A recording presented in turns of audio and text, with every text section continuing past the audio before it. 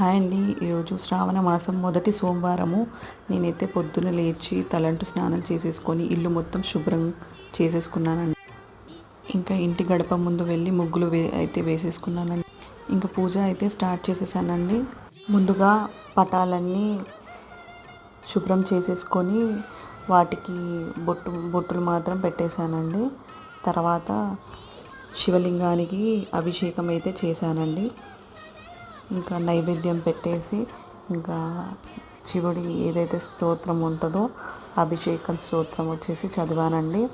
అవ్వంగానే లక్ష్మీదేవతకి తాంబూలం అయితే ఇచ్చానండి. తాంబూలం ఇచ్చేటప్పుడు దేవుడికి ఇస్తున్నమ్మ వాయనం, పుచ్చుకుంటున్నమ్మ వాయనం అనేది చెప్తే చాలా మంచిదండి. అది దేవుడికి ఇచ్చినట్టు. తర్వాత ఇంకా పూజ చేసేసుకున్నానండి.